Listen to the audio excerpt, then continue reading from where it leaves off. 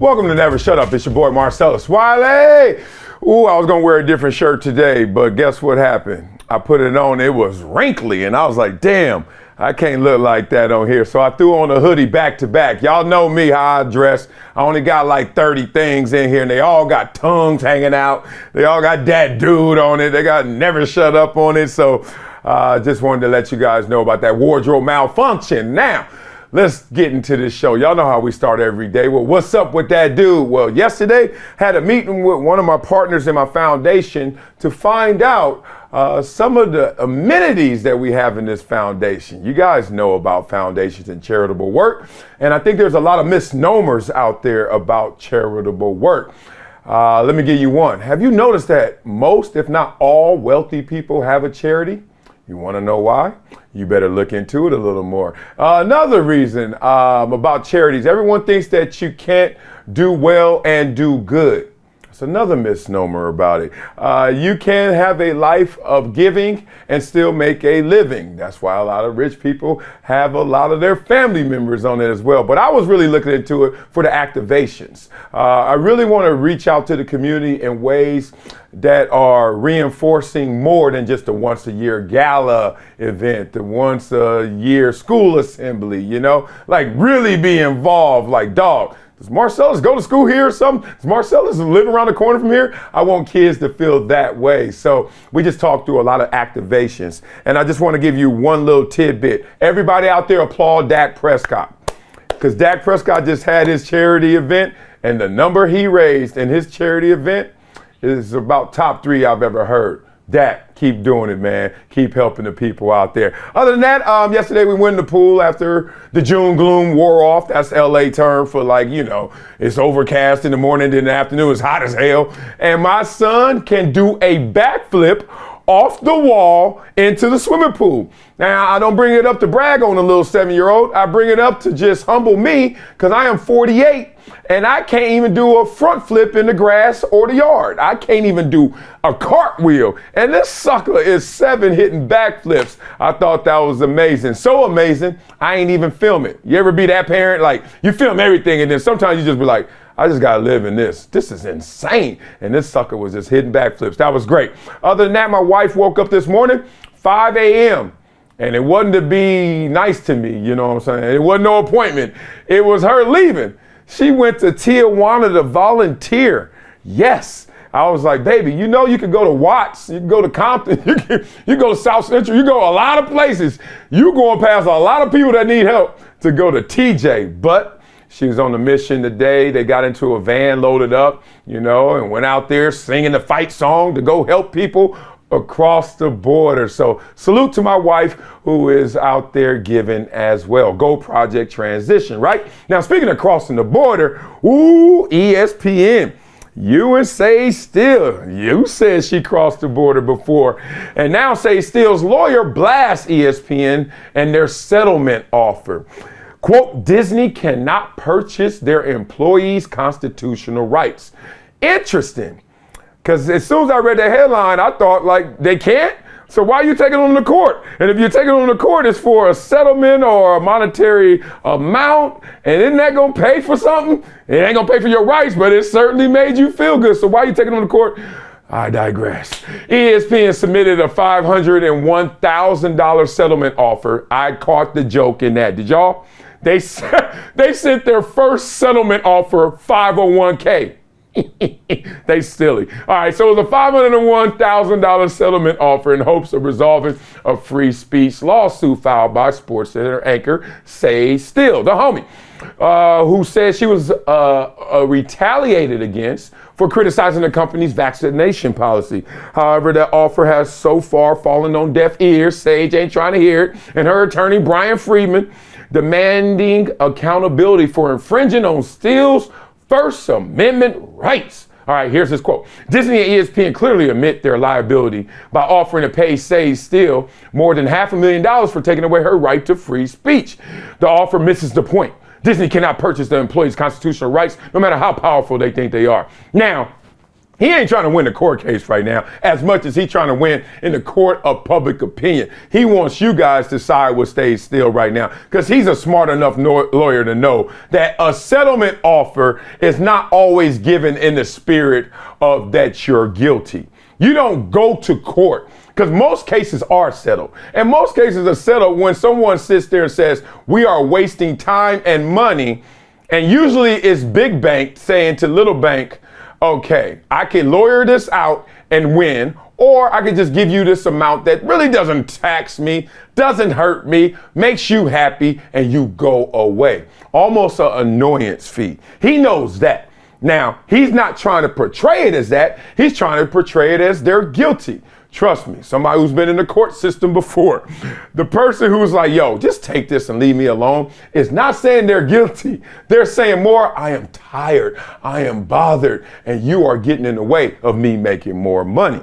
All right, so legal analysts went out there and interpreted the offer differently and said kind of more of what I said. He says the 501k settlement offer to Stay Still was a procedural tactic under Connecticut law to enable it to recover attorney's fees from Steele, and eventually rejected the offer, which he did, and subsequently did not prevail at trial or recover less than the rejected offer. We don't know what that's going to be like. So basically, they just threw out this and said, oh, I hope she don't want it, because then if we win this case, guess what? She going to have to pay Disney's lawyer fees. What the hell? Whoa, this is a trap right here. So we know that ESPN says this proposed settlement, which was to offer to cover reasonable lawyer fees, is not to be construed as an admission that the defendants are liable for any of the claims asserted in this action, or that the plaintiff has suffered any damage as a result of any of its claims. I love this. This is so deep right here. So I want to know, do y'all think that this settlement offer admits guilt? Because I've had this conversation 1,000 times on platforms where people always say, oh, they settled, so they're guilty. And I'm like, dog, do you really think that way? Imagine if somebody who had this much compared to you sued you. How long would you sit there and deal with it? The time wasting, the money wasting as well. So I just want to see where you guys are in terms of the settlement offer, not the case at large. You think that was a admission of guilt, or you just think they over there trying to set Sage up? Coming up next on Never Shut Up, my man, Jason McIntyre. Y'all know who he is. Co-host with Colin Cowherd on The Herd. Says that Kevin Durant DM'd him insults about criticism. Oh man. So then KD going at everybody. He going one-on-one, taking on the whole team. Let's talk through that next on Never Shut Up on Brings TV and Reads TV. Bang, bang.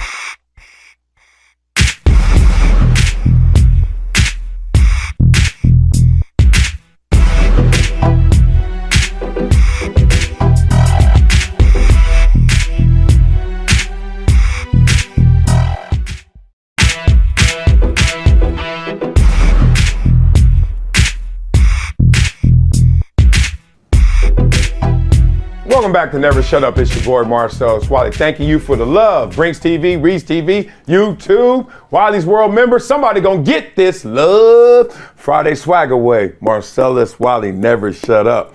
Well, I'm not gonna shut up right now because I'm doing this show. And Kevin Durant ain't gonna stop texting and tweeting and DMing people because they got criticism towards him. So Jason McIntyre is the latest in the saga of Kevin Durant stooping down to be another human being like the rest of us and actually responding to criticism. You know, I hate when they put us and exalt us so high as an athlete that how dare you slump down there with those peasants and respond to their words. Well, One, they're not peasants. And two, those words should be responded to if you got the bandwidth, if you got the time. And it looks like it's not hurting his game, so he gonna call you out by your name. So let's talk through this story right here, where Durant made headlines last week when he showed up in a Twitter space called Kevin Durant is not top 5. You imagine that? Oh man, you trying to hide away. You like on Twitter for the world to see, but you trying to hide away and just talk trash about Kevin Durant. Yeah, man, he ain't nothing. He just teamed up with some other champions, man. What you think? Man, you know what? He should have just stayed still and beat them. Why didn't he go over there? Yeah, man, I agree with you. Hey, who this other dude? Let him in. Hey, what you think about Kevin Durant? Yeah, this is Kevin Durant. What y'all think about me, huh? Blow up Twitter space right there. I imagine that's how it went down. But he jumped on there to share his thoughts on why he disagreed with the assessment and anyone who would make it. Woo! So Fox Sports host Jason McIntyre discussed the incident on his podcast, calling out the Phoenix Suns star over his behavior. Much like The Grudge, Durant never forgets and never forgives. And he apparently decided to let the herd with Colin Cowherd, co-host, know how he felt about him. Yes, you, Jason McIntyre. So Jason McIntyre talked about it on his podcast, and he shared that he received DM messages from Durant calling him names and insulting him in various ways. Let's stop right here. Okay, so Kevin Durant jumps on a podcast and does what he does. He jumps into a Twitter space and talks to the guys who are dissing him. That's fine. Jason reports on that, right? And then KD DMs Jason. So now Jason gonna out the DMs. Violation. So this is why people need to get criticized. That's why I'm up here policing the police. That's why I pull the police. That's what I'm doing. Pull the police. Pull the police. Because, dog, that's crossing the line. He DM'd you. You DM him back. You can say what you think, you know what I'm saying? You out here out and out DMs. Boy, if I outed out DMs. The number one thing I got in my DMs, seriously, y'all, are guys who are telling me and giving me props and support for some of the polarizing things I've said. You know, Black Lives Matter stuff or Colin Kaepernick stuff, who are loving me. But then in the public, they do a 180. They say the exact opposite. If I ever outed those DMs, which I never would because I protect the guilty, it'd be a different animal. But let's get back to Jason McIntyre, because he is not the same animal as me. So he says, once you say something nice about someone, they reply, okay, I see you. Then when you say something not so nice, you get this.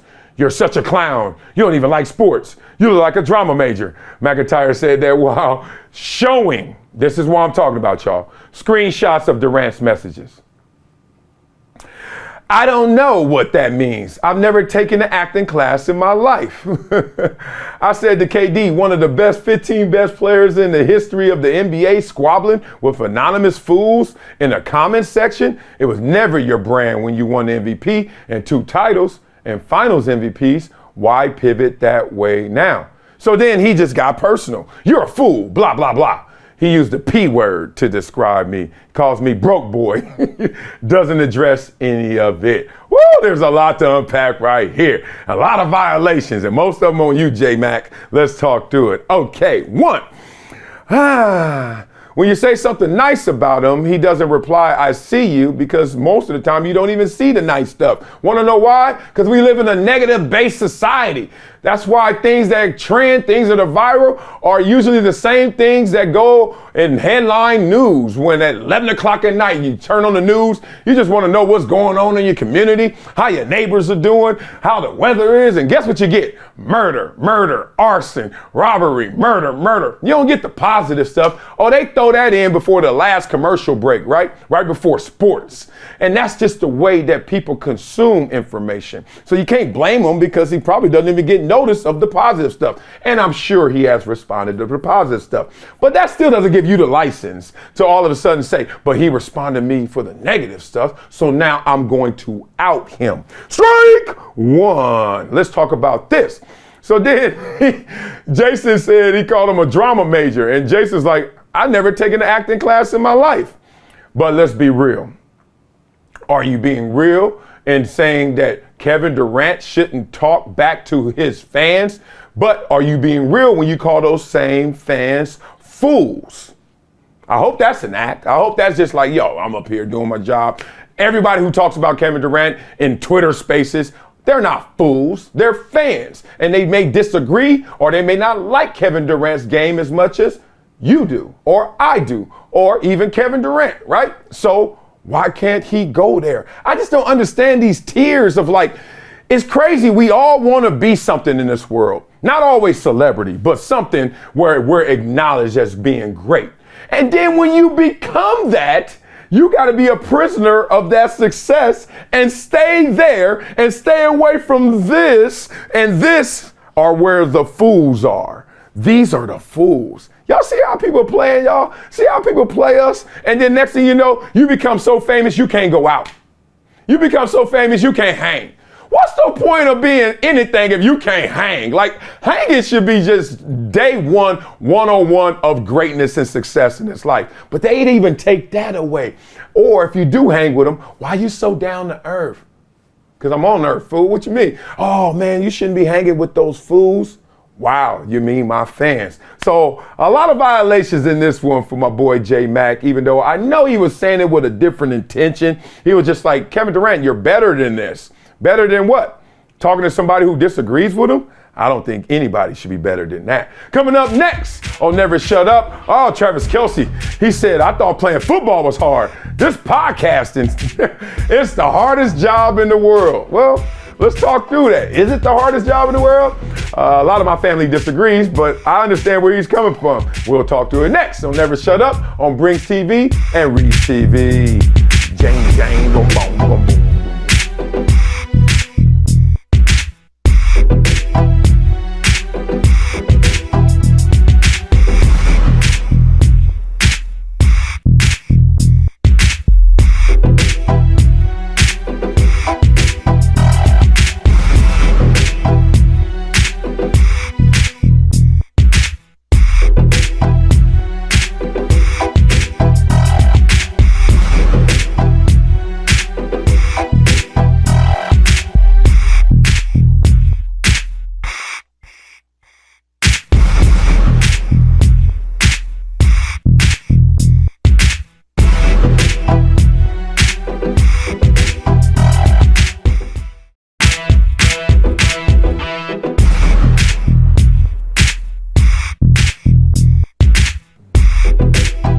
Welcome back to Never Shut Up. It's your boy Marcellus. Wiley, thank you for the love. Let me do it again. I did this yesterday and it went well, so I did it again. That's my heart beating right there.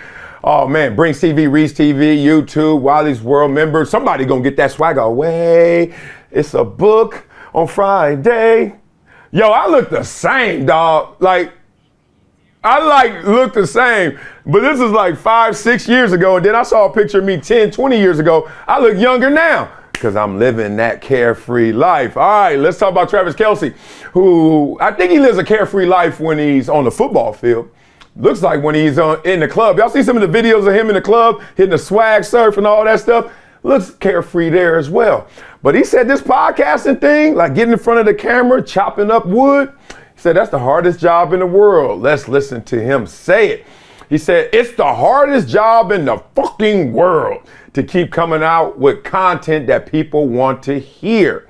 I jumped into the podcast game not knowing what the funk it was even really about or how things were going to transpire.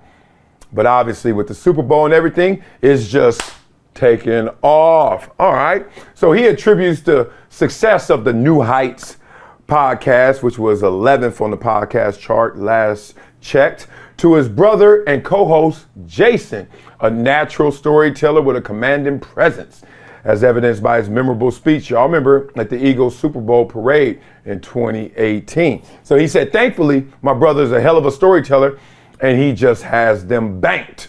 My brother's really the one driving it. All right, let's talk through this. Now, is podcasting the hardest job in the funkin' world? We know it ain't. We know it's not. But what is he really trying to say right here? He's trying to say that, wow, one, this medium is full of cats, saturated. Everybody got something to say. Everybody got an opinion. Raise your hand if you got an opinion. Raise your hand if you're podcasting. Everybody out there doing it, right? So he's used to greatness. So he's saying coming up with content, not just what I feel, but what is the audience wanting to hear. That's the balancing act. Because sometimes when you're trying to create something, you're like, oh, that's dope. Oh my God, I can't wait to talk about this. And then a little voice in your head says, how many people out there thinking like you? How many people out there really want to hear that? And that's how you get caught up in mass media, because you have that conversation, a dialogue with yourself about, is this going to hit? So what happens is you keep walking down that road. Guess what you end up doing? Dallas Cowboys, LeBron James, Yankees, Dallas Cowboys. You see what I'm saying? Because you have now started to negotiate with what you think is the most interesting things, what's authentic to you. So you can get caught up in that. And look, it's not just when you're doing mass media, are you the one producing the show, right? You're the one reading the teleprompter. You're the one giving your opinion. But the structure of the show a lot of times comes from producers. But you could be a part of that process as well. Skip Bayless comes to mind. Stephen A. Smith comes to mind. So when you are that person, then how far do you go listening to that other voice? Or do you say, you know what, I'm going to do me? And then you have independence. Now, there's a balancing act that on a major level or in the independent space that you must have. But what he's saying is for that content that people want to hear, and that's what the results are driving. The success of the show has now become the driving force. The success of the show has now grabbed the steering wheel and it's made it the hardest funkin' job. Why? Because he ain't doing exactly what he wants to do. He ain't talking about and saying exactly what he wants. And what do they say? If you find your passion in this world, you'll never work a day of your life. What's the flip of that? The converse of that? Well, if you're doing something that is your passion, but it's not necessarily exactly what you want, then you're working. And that's why this is the hardest funkin' job in the world. Y'all fault. All y'all out there who are demanding in the comments or demanding in the social pressures of, we want them to talk about this. You see these two guys together, obviously a few things just come to mind. Low-hanging fruit. Every fan wants to hear about the Eagles and the Chiefs. Every fan wants to hear about Mahomes. Every fan wants to hear about football. And then they want to hear about their brotherhood, right? So imagine the times when they want to veer off of that. Like, all right, we get that. We got y'all. We got y'all top five. Now, number 6, can we go over here? And then somebody who is in charge of the metrics of the show, right? Somebody who's in charge of the views and looking at it and putting it on social just gives back the report. And when they went to number 6, the report didn't show a tremendous amount of support. Now they're being encouraged, they're being influenced to stay away from number 6 and stick to the top 5. That's work. Because how many times I'm going to talk about Patrick Mahomes? I see the fool all the time. He's just my quarterback and my homie. Y'all, to y'all, he's Superman. To me, he P. What up, P? Rest with his little hair and his little mohawk, whatever he got going on. Little bang or something too. He got all that. Like, he just P to him. And that's when it becomes work. Now, another thing that I thought was interesting about it is how he said his brother's a natural storyteller. And to me, those are the ones who win out here.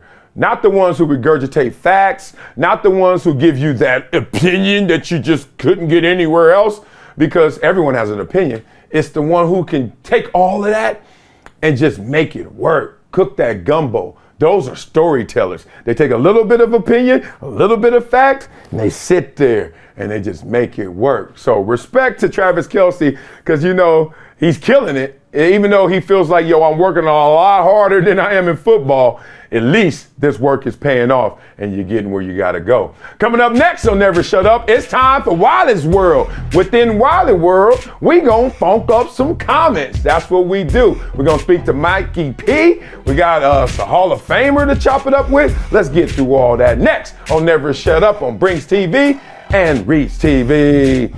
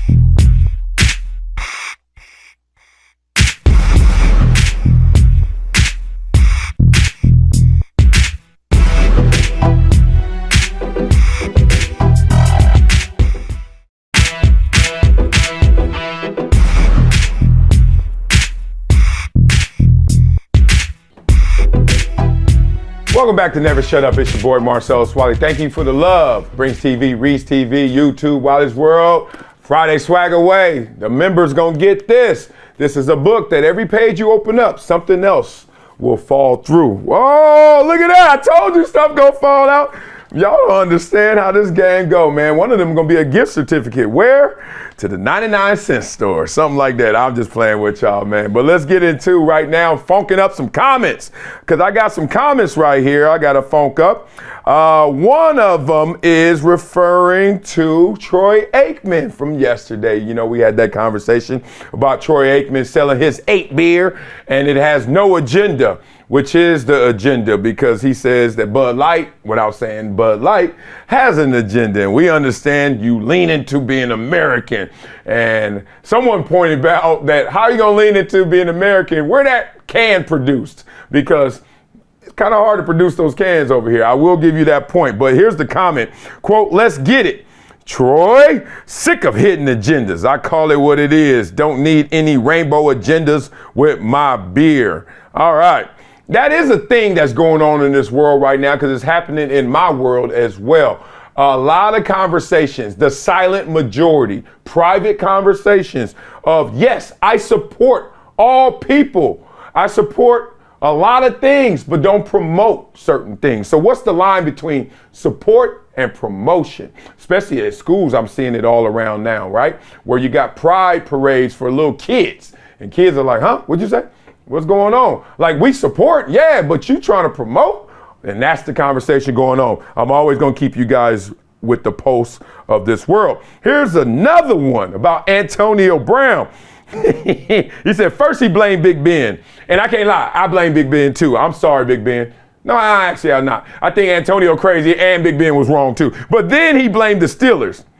Then he blamed the Raiders. Then he blamed the Patriots. That's when I was like, oh, AB, you tripping. Then he blamed Tom Brady.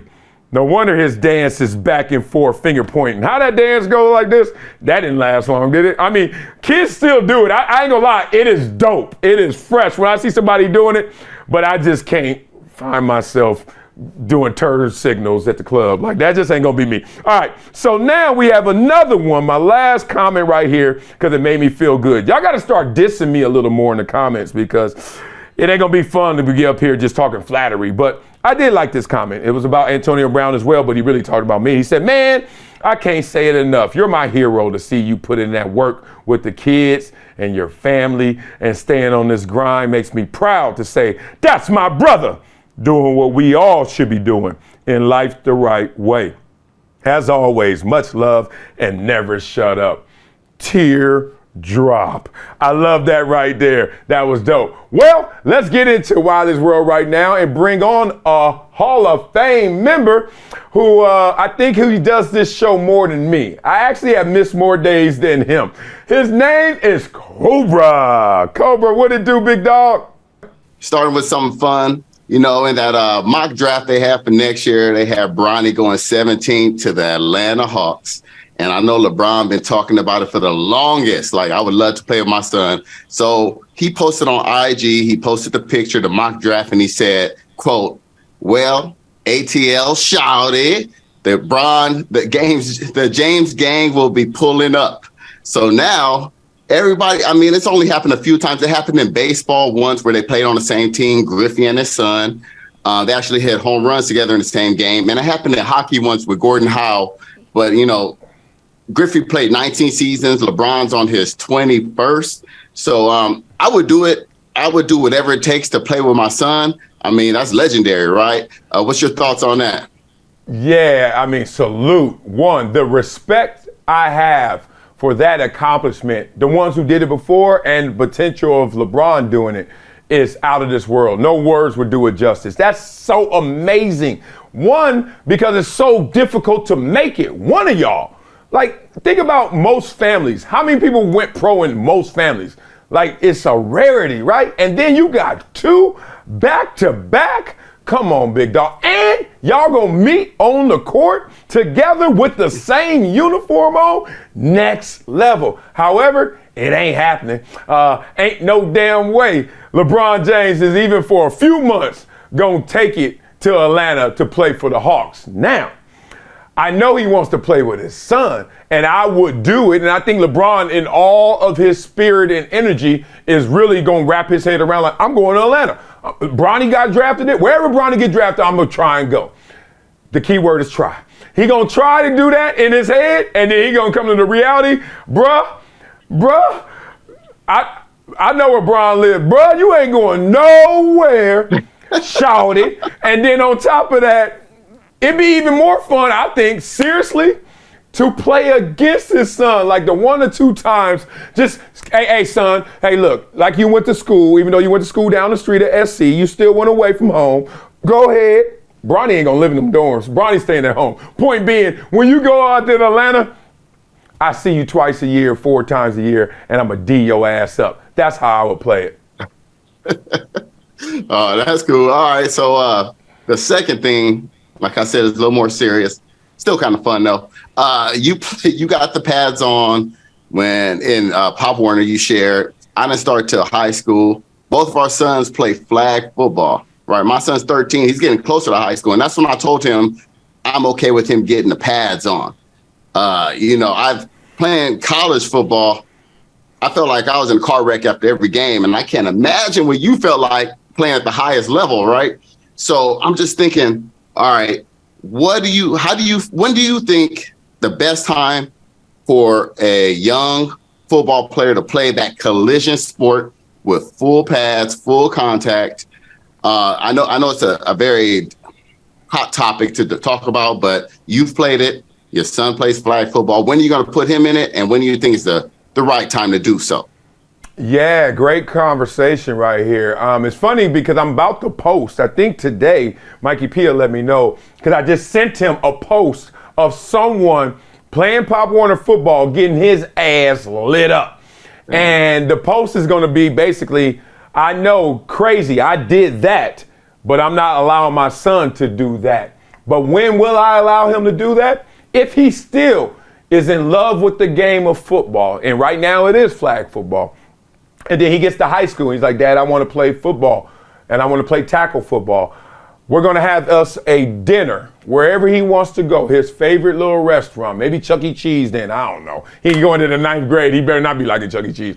But we're going to sit there, and I am going to give him a head-to-toe examination, conversation, and analysis of everything I went through. Not just physically, y'all, but mentally, emotionally, spiritually, to tell them that football is the ultimate team sport. It will teach you more about life than anything else outside of living. However, it gonna hurt to do it. And it is gonna hurt. Every day is gonna be painful. A good day is a little less pain. That's what I'm gonna tell him. Now, if he still wants to do it at the end of that dinner, when dessert comes around, hey, I got full support of him.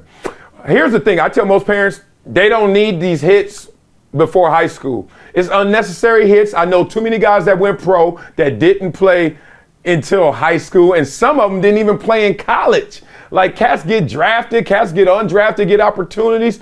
Point being, you do not want an 11-year-old with a sprained knee or a concussion just to say he playing a sport that he can play that's a lot safer and still learn the game, man. Well, I appreciate you, Cobra. That's love, big dog. Keep them kids out the streets and out of Pop Warner football. I know it sounds so weird that I made my life and living off of violent collisions like that, and now I'm the first one to tell people, wait, don't do it. But we'll talk through it another time, Cobra. Appreciate you, right, man. Appreciate you. Man, the W-2 is in the mail. This sucker here, I'm telling you, I got love for him. Now, speaking of love, let's bring in Mikey P, who's going to hit me with something. I have no idea, but I am ready for it. What it do, Mikey P? This will be the quickest Mikey P segment ever. Ready? Brandon Miller is back in the news, this time on his own accord, okay? The Hornets rookie says the Charlotte Hornets will reach the NBA Finals this year. That's where'd he go again? Charlotte? Hell no, not a single shot, and no pun intended. Y'all see? Not a shot in hell. That ain't going down. No, sir, not them. They do got a little baby squad though. Melo and him is a lot. There's a lot of good, but at the same time, not enough. Denver is just too loaded. Clippers, when healthy, too loaded. Stop playing, dog. There's too many good teams. Boston is still the favorites, even though they ain't even win it and make it. So Miami gonna do something. Yeah, no, not at all. All right, Mikey P. Let's finish the show like we always finish the show with a Wileyism. All right, this one is short and simple, like Mikey P's. You ready? Audition every day. Whoa, that hit me one day. I was like, whoa, audition every day. Y'all remember the moment when you had to audition for something?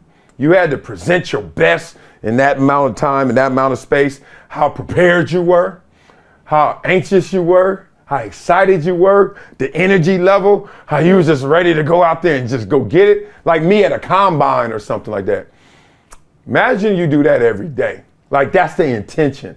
Like, not just mailing it in, not just showing up, not just like, all right, got the gig, just audition every day. It's more just the psychological warfare you gotta play in order to bring your best every single time, right? So that's what I'm looking at in life. Like, how do I get myself to that energy place, to that perspective as many times as possible, as many days as possible? Audition every day. Don't just say, I got it. Don't just say, I'm gonna mail it in. Don't just say autopilot. Nah, act like you really are putting it all on the line for that opportunity. Imagine if we lived occupied and had residence in that space all the time. So no matter what you're going through, no matter where it takes you, just remember before you approach it to audition every day. That'll do it for today's episode of Never Shut Up. I love you guys, man. Thanks for it on Brinks TV, Reach TV, on Wiley's World, and YouTube. All the love in the world. I'll see you guys in those comments. And if I see you in those comments, maybe I'll see you tomorrow on Funk Up some comments. Let's do it tomorrow. Hey.